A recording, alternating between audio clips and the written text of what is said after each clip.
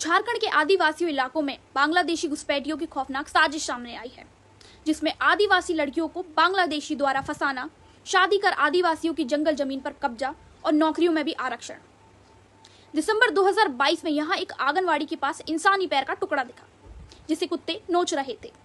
पास ही एक घर में बोरे में बंद मांस के टुकड़े बरामद हुए। ये रूबिका पहाड़िया की लाश थी, वो आदिवासी महिला जिसने करीब 1 महीने पहले ही दिलदार आसानी से शादी की थी। दिलदार की ये दूसरी शादी थी। पहली पत्नी साथ ही रहती थी, जिस बारे में रूबिका को पहले पता नहीं था। झगड़े शुरू हुए और महीने भर के भीतर ही रूबिका की खौफनाक हत्या हो गई। तफ्तीश में यह भी सामने आया है कि मरने के बाद लड़की की लाश खाल से अलग कर दी गई थी, ताकि पहचान ना हो सके। आज तक की रिपोर्ट बताती है कि मूलभूत आदिवासी इसको लेकर चिंतित हैं। बताते हैं कि यहाँ रेड चल रहा है। बांग्लादेश से गरीब लोग आते हैं, उन्हें टारगेट मिलता है। एक युवती को फंसाने पर रकम तय होती है।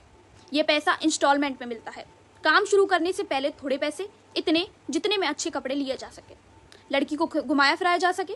ज्यादातर आदिवासी परिवार गरीब है, उन्हें निशाना बनाया जाता है, मुलाकात की जाती है, धीरे धीरे दोस्ती होती है, फिर रिश्ता बन जाता है। इसके लिए भी एक नेटवर्क होता है। एक शख्स गांव में चूड़ी बिंदी बेचने वाला बनेगा या फिर छोटी मोटी महिलाओं के लिए सामान की दुकान खोल लेगा। वो ऐसे घरों की पहचान करेगा। दूसरा शख्स लड़कियों को अप्रोच करेगा। शादी के बाद आता है दूसरा स्टेप। लड़का उसके नाम पर जमीन लेता है या उसकी जमीन ले लेता है। संथाल परगना का एसपीटी एक्ट इसमें उसकी मदद करता है। साहिबगंज की ही बात करें तो यहाँ की कई पंचायत में मुखिया आदिवासी महिलाएं हैं, लेकिन पंचायत से जुड़ा सारा कामकाज उनके पति देखते हैं, जो कि मुस्लिम है। वहां के बड़ा सोनागढ़ गांव में एन चुनाव से पहले कई शादियां हुई। फिलहाल यहाँ सोना किस्कू मुखिया है, जिनके पति वकील अंसारी हैं। ऐसे ही मधु वापड़ा पंचायत के मुखिया के पति का नाम समीरुल इस्लाम है। साहिबगंज में जो आदिवासी महिला मोनिका किस्कू जिला परिषद अध्यक्ष चुनी गई, उनके पति का नाम उमेद अली था।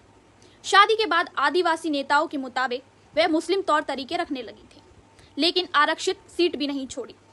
आदिवासियों के हक बने रहें, इसके लिए उन्हें कई सेफ्टी लेयर दी गई। इसी लेयर में कथित सेक लगने पर आदिवासी युवा परेशान है।